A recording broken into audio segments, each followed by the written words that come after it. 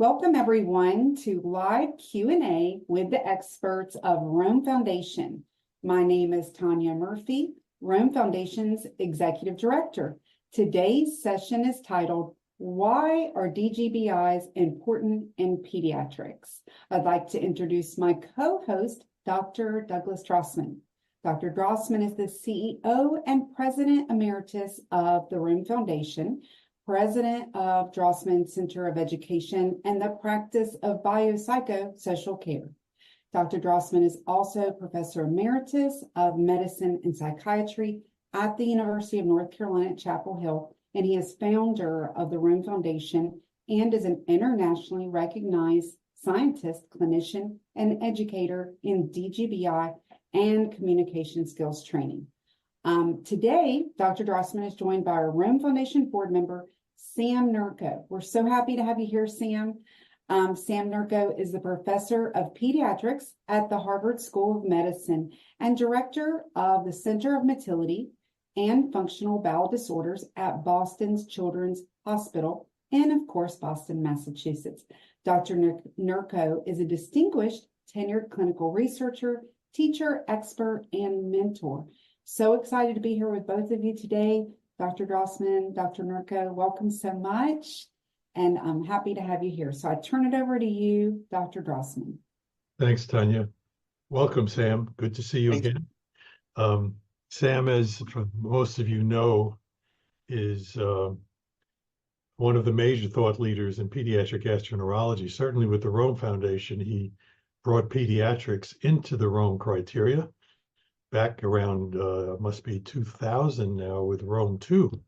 And since that time, he's been spearheading the pediatric educational and research efforts with the Rome Foundation and, of course, with his own program, which makes this very relevant, Sam. The title is Why are DGBI important in Pediatrics?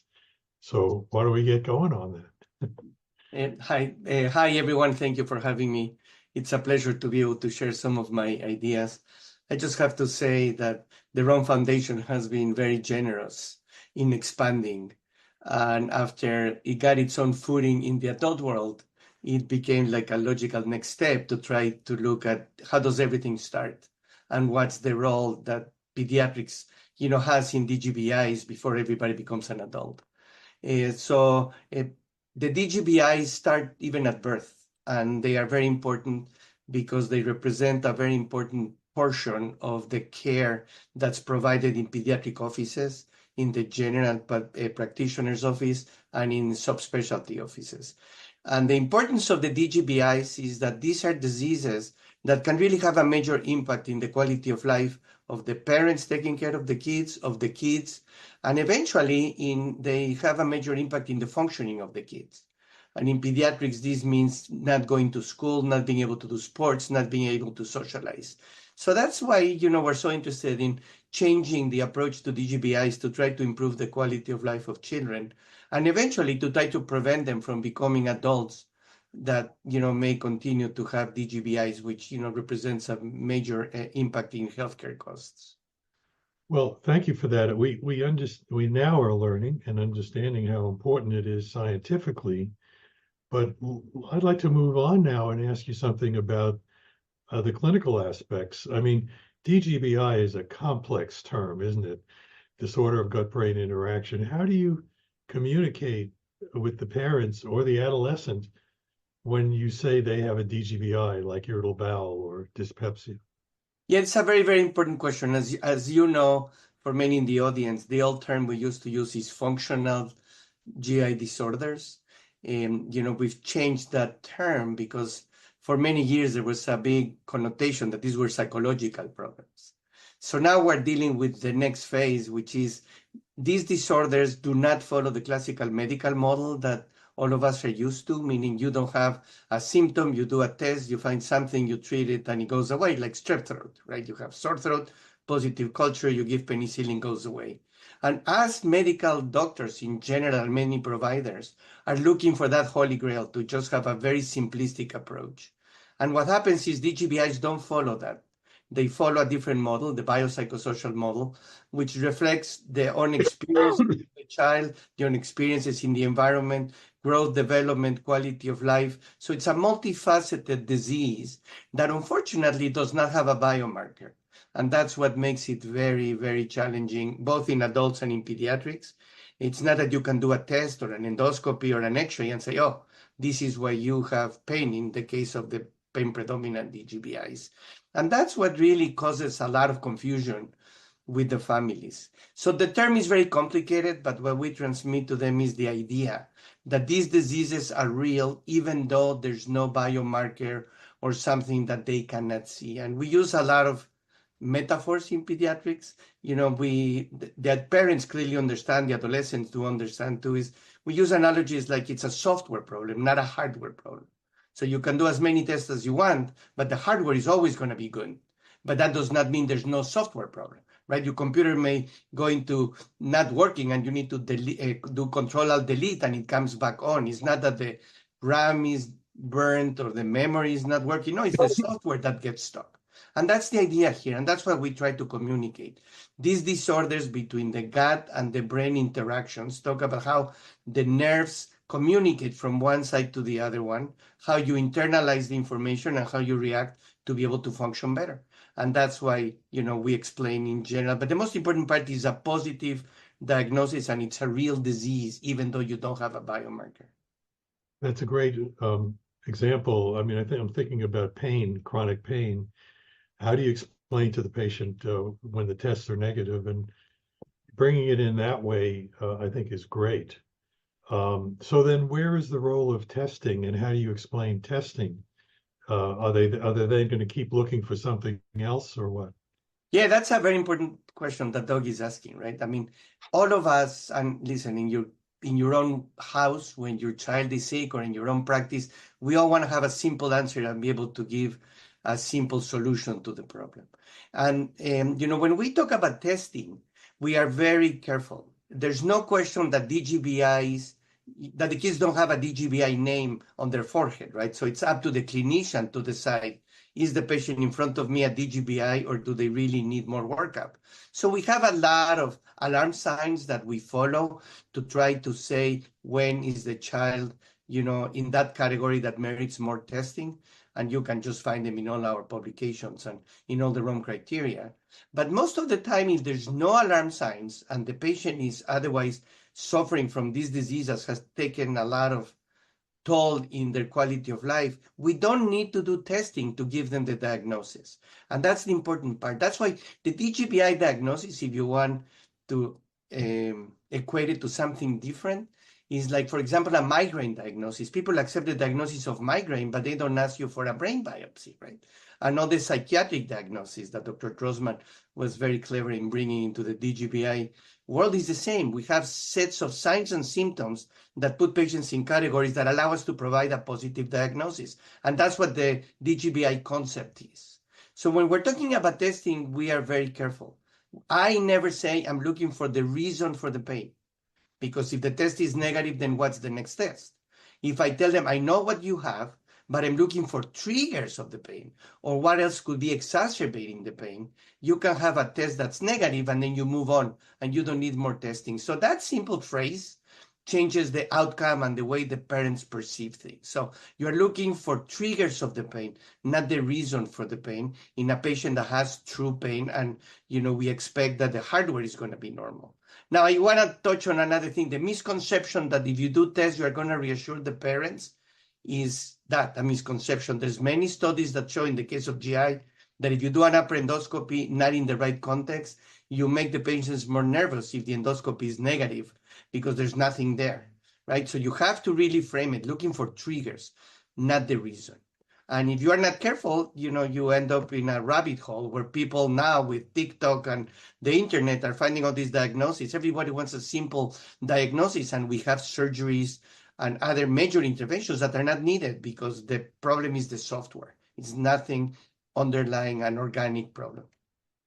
I love that analogy. I know as clinicians, patient comes with a symptom, we're going to get tests to find out what's wrong.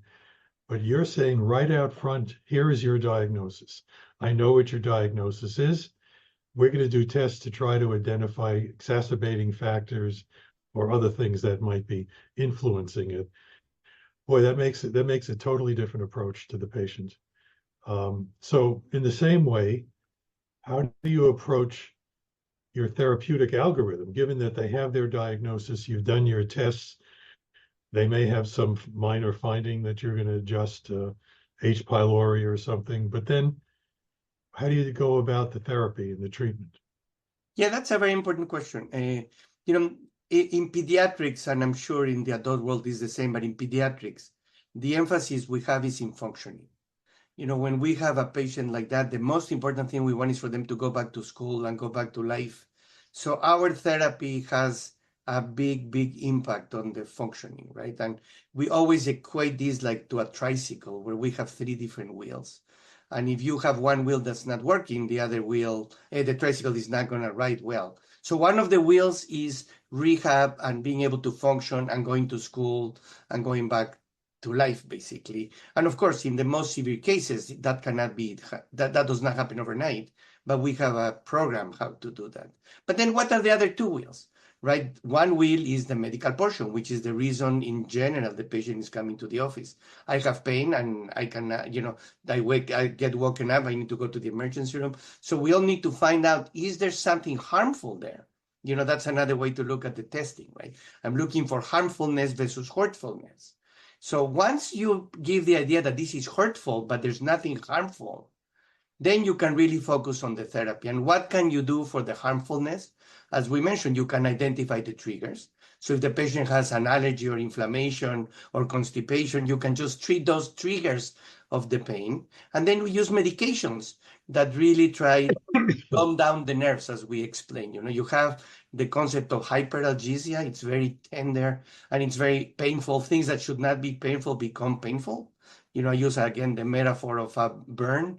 If you're sunburned and you touch your skin, it hurts. Once the sunburn heals, you can tap it and it doesn't heal. So the problem is not the touch, is not the food, is not the bowel movement. The problem is the state of the nerves in the organ that we're talking about. So there's medications to decrease that. And we have medications that affect what we call the peripheries, so are going to go more to the bowel to change the constipation and the perception. And then we all know that this pain changes the brain. The pain is felt in the brain. So we do medications that also change the way the brain is going to react to that. And I'm sure we'll come back to be more specific on this. But the third wheel is, how do you adapt to the pain and the impact that this has on your well-being and in your psychological state? And this is very important. We make the point, this is not in your head. This is not anxiety. You are not making this pain up. It's real, but it can have an effect on the way you react and your emotions. And that's why the third wheel is all this, the role of the psychologist to help us, or the behavioral interventions we can do. So picture the tricycle. One role is the medical role, harmful versus hurtful. How can I dumb down the nerves? The other is the psychological aspects. What can I do to take away the anxiety related to this or the fear of doing things? And the last wheel is, how can I go back to life, go back to school? And that's the basic framework of the therapy we use. Okay, I like that. Well, then to get more specific, if you want, I don't know, do you send every child to a psychologist, or do you make selections? And if so, how do you address that you want to bring a psychologist? That's a very important point. And obviously, first, there's a reality that there's no resources in the world to be able to have every patient seen by a psychologist, right? So we really tailor the message. We've done many studies, and we find that just giving a positive diagnosis, giving a treatment plan, and acknowledging that this is a real disease and the impact it's having is what you really need most of the time. I want to make the point, we don't send people to the psychologist to rule out anxiety or depression. That would be the wrong message here. That's not what we're looking for. So in the kids that are more disabled, the kids that are not functioning, the kids that have a lot of fear of consequences, meaning they are afraid of eating or going to school or other things, that's when we really reach the psychologist for help, once it starts to have a major impact. And don't forget, in pediatrics, we deal with the parents. So we need to work with the family too, especially in the younger kids. And there's many studies that showed you can educate the parents and do interventions in the parents, and the kids are going to get better, because the drivers of care in children are the parents. All right. Well, then, how about neuromodulators?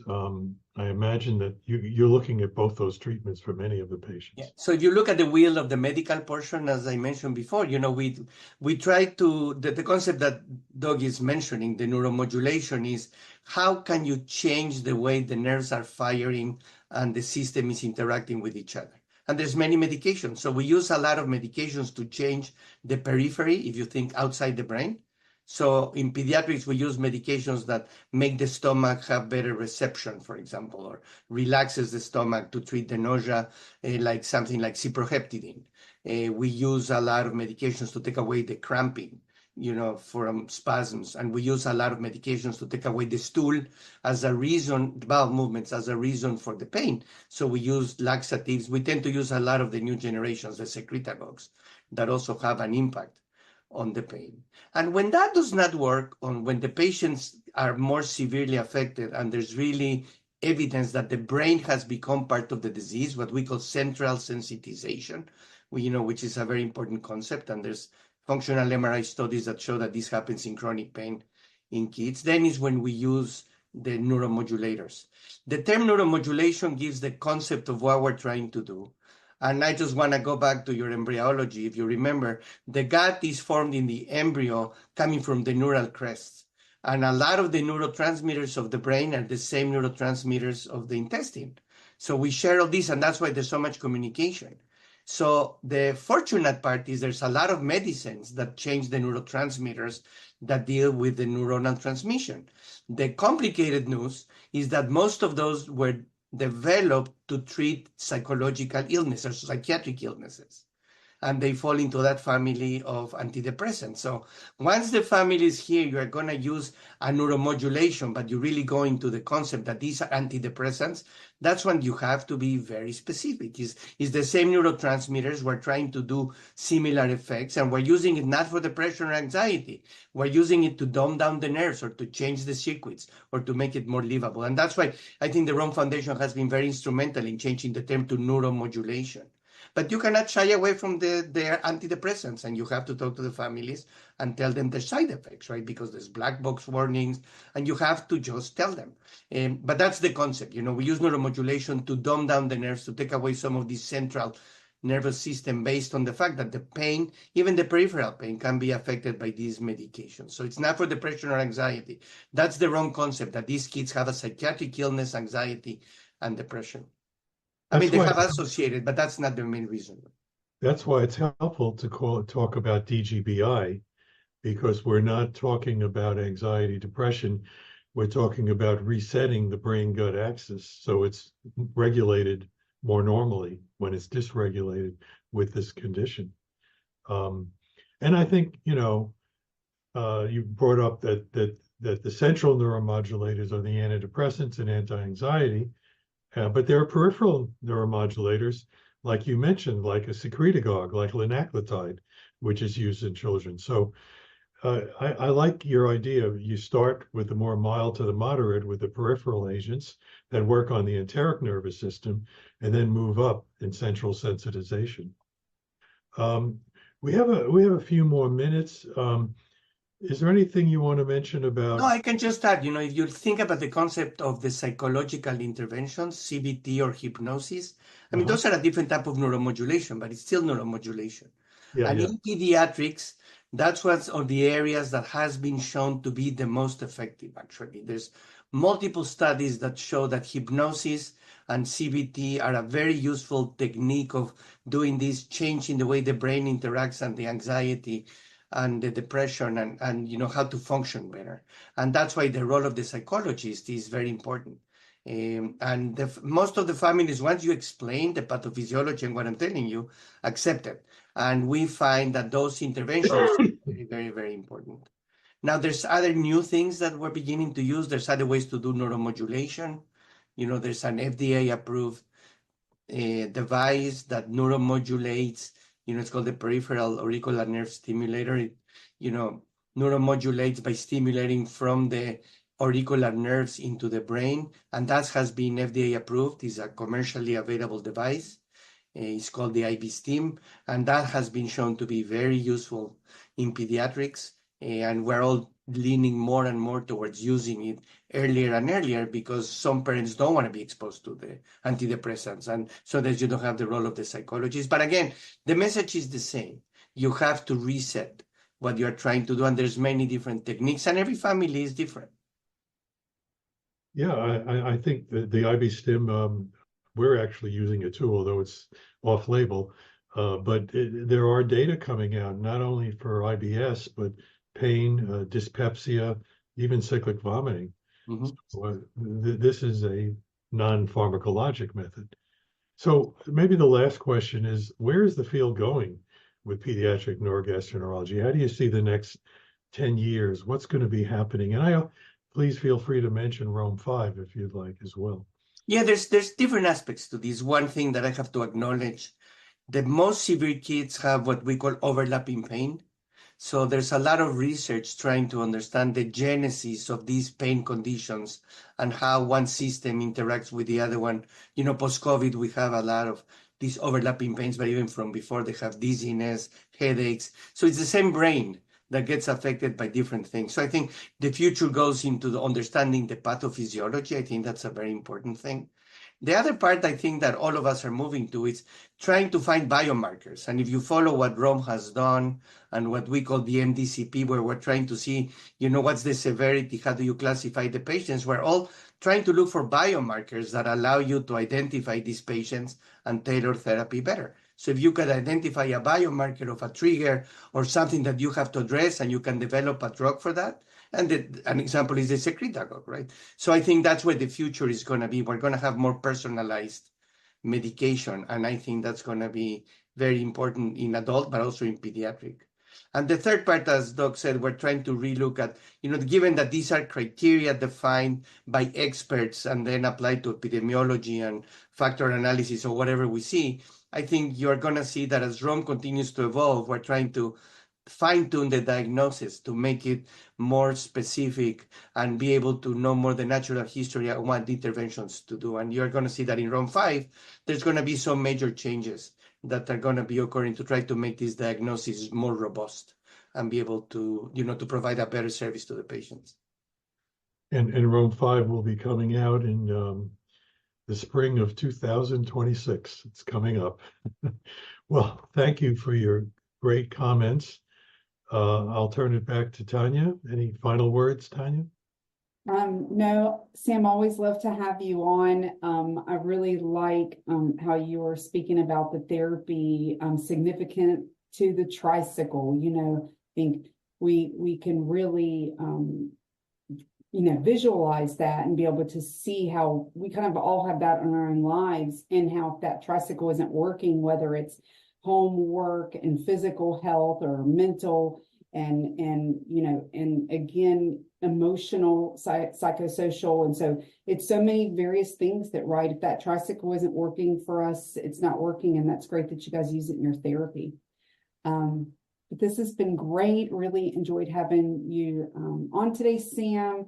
And of course, Dr. Drossman, and both of you with your expertise. So thank you so much. Enjoyed having you today. Yeah, thank you for having me. Thank you. Take care, everybody. Bye.